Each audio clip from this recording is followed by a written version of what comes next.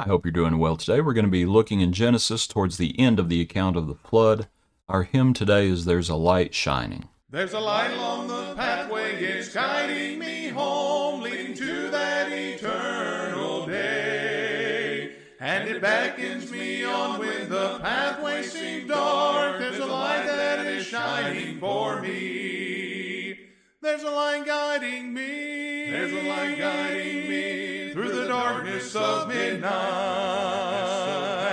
Till the morning I see. Till the morning I see. There's a light guiding me. There's a light guiding me. He is guiding me home. He is guiding me home. They're the harbor I see. They're the harbor I see. Till I'm safe in the fold. Till I'm safe in the fold. There's a light guiding me. There's a light guiding me.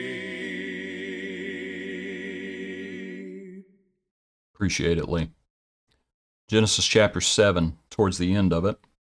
Our verse we're going to be looking at is chapter 8, but as chapter 7 concludes and it talks about the Lord destroying all living things that were on the face of the ground, both man and cattle, creeping things, birds of the air, only Noah and those who were with him in the ark remained alive.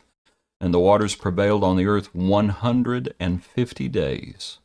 Chapter 8, Then God remembered Noah and every living thing and all the animals that were with him in the ark, and God makes the wind pass over the earth, and the waters subsided. The fountains of the deep and the windows of heavens were stopped. The rain from the heaven was restrained. Waters receded continually from the earth. At the end of the 150 days, the waters decreased, and the ark rested there on the mountains of Ararat. Verse 6. It came to pass at the end of 40 days that Noah opened the window of the ark, and we'll come back to that point, which he had made, and he sent out a raven, which kept going to and fro until the waters had dried up from the earth. He also sent out from himself a dove to see if the waters had receded from the face of the ground.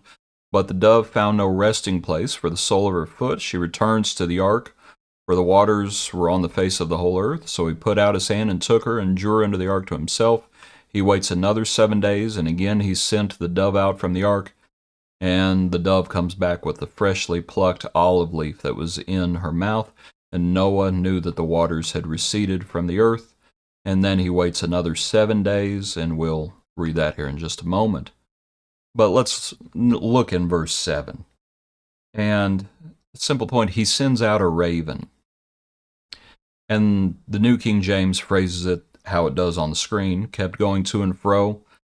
Some of the other translations or some of the other commentaries, the question is whether the raven ever came back. And some commentators think that it did. But whatever is going on here, Noah did not get any satisfaction out of it. It did not satisfy Noah. And so he sends out the raven, keeps going to and fro, but he then sends out the dove. And then the dove comes back, and then he sends the dove out again. You might just consider a simple point of, as he sends the raven out, and as I said, there's no success there. You don't give up. You don't give up. And that the Lord is still with you. And it's very easy. It can be tempting to give up. Think about Joseph. How many times could Joseph have given up? When his brothers threw him down in the pit.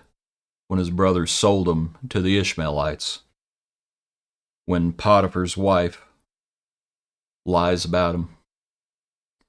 When his fellow prisoner forgot about him. How many times could Joseph have given up? Do you think Noah despaired in the ark? As he sends the raven out and has no success, do you think he despaired? Or do you think he just went on faithfully? And then he sends the dove out. Then the dove comes back. Did he despair? I would suggest not. We shouldn't give up. We are not of those who draw back, but of those who press on. He waited, verse 10 there at the bottom of the screen, he waited yet another 7 days.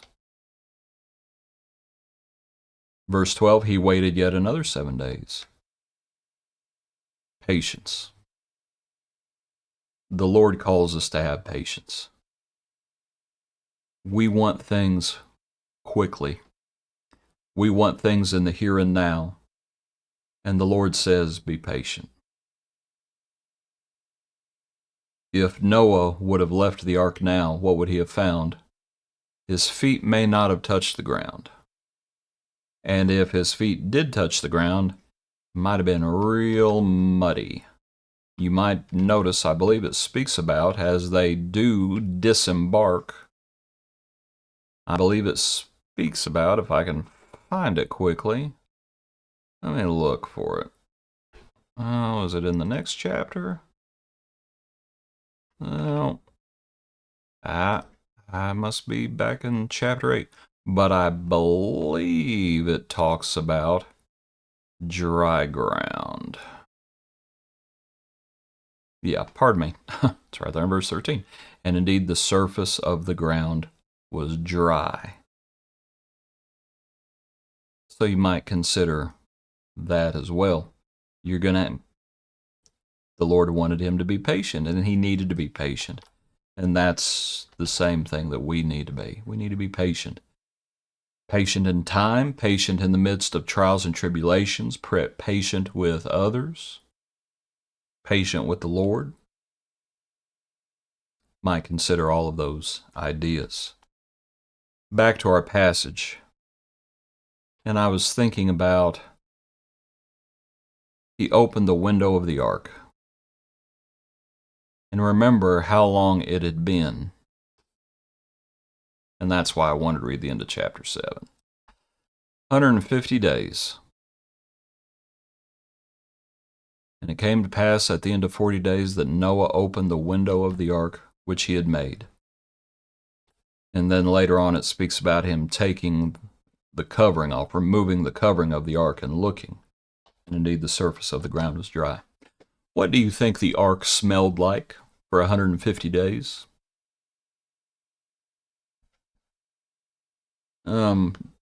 Without divine intervention, which I don't know if there was divine intervention with this, what do you think it smelled like? And here's my point. When he opened that window and that gust of fresh air hit him, what do you think that smelled like? And when the covering of the ark was removed and his family took that first breath of fresh air from a new world.